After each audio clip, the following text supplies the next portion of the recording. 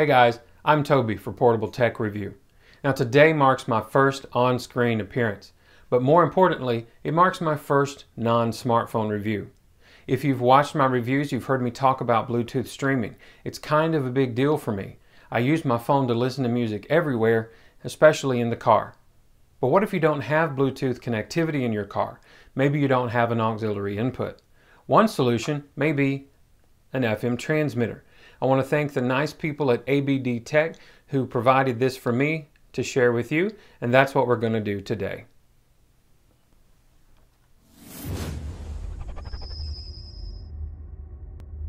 So before we talk about this FM transmitter, I want to tell you a little bit about them in general.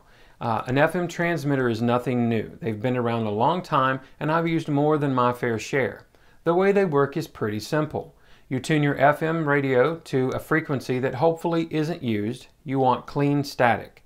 Then you tune your FM transmitter to that same frequency, and just like that, you're broadcasting your own mini FM station. You connect your phone or your other device to the FM transmitter, and you're listening to your music through the car stereo.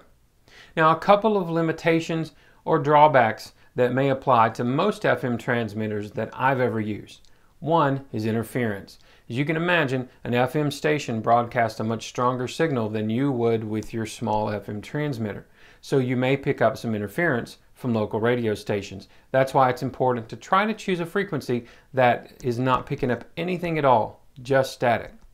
The other has to do with volume. Now, if you listen to your car stereo typically on a 15, you may need to turn that up to 20 or 25 to get the same volume from the FM transmitter. Some transmitters have their own built-in volume, but I always like to turn the volume all the way up on my phone so I don't have to adjust as much on the car stereo. So this FM transmitter, again, provided by ABD Tech, and just to let you know before we get too far into the video, this is available through Amazon. I'll have a link in the description below so you can go and pick one up for yourself. Now, I've had it out of the box. This isn't a true unboxing because I went ahead and tested it out.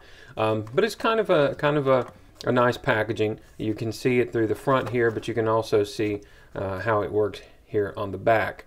Now, what this one does is it plugs into your 12-volt adapter. It has a connector for the 3.5 on the phone, and then you have the actual transmitter piece here that shows you your frequency. So let's pop it out of the box.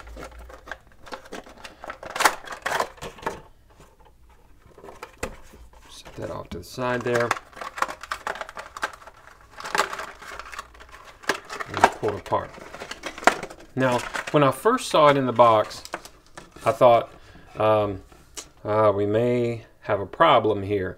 With these capacitive style buttons, it may be really easy to accidentally choose the wrong channel, but these are not capacitive buttons. They kind of look like it, but if you'll hear this, they're very, very clicky buttons.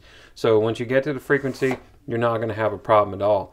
Now, there is a microphone on this, so you can use it, and a lot of FM transmitters allow this, so you can actually use it for phone calls. Now, on one end, we have the cord that goes to our charger for our 12 volt.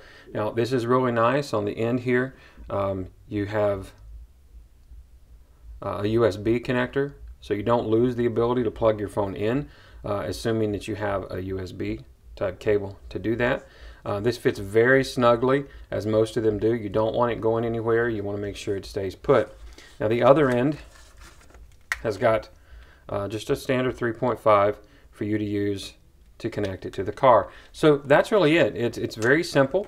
There are no controls. One thing that some FM transmitters have is their own volume control. I mentioned the issue with volume, and sometimes having the volume control on the device allows you to turn it up here so you're not cranking the knob on your stereo quite so much.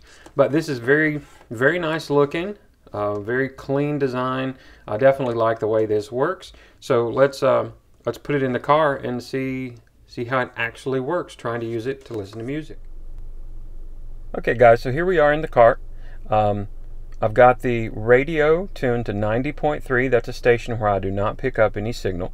You can see I have the FM transmitter already plugged in. You see the blue light there, and again there's the USB ports you could use to actually charge your phone.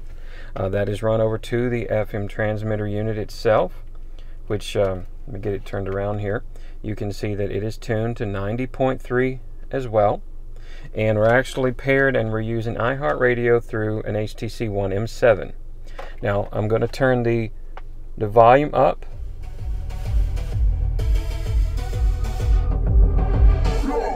That's about halfway for this car. It's at a 20.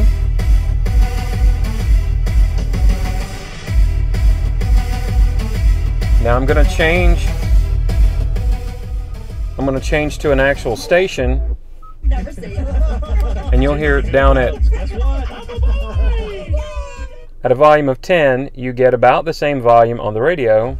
Mornings on 107.5 KZL.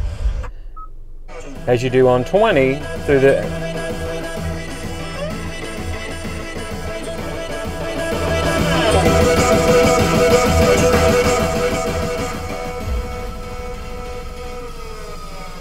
We got that way from Photoshop, So as you can see, while you do lose some volume, you do have to crank the knob up a little bit when you're using the FM transmitter. It definitely does work well. It also works just as well making phone calls.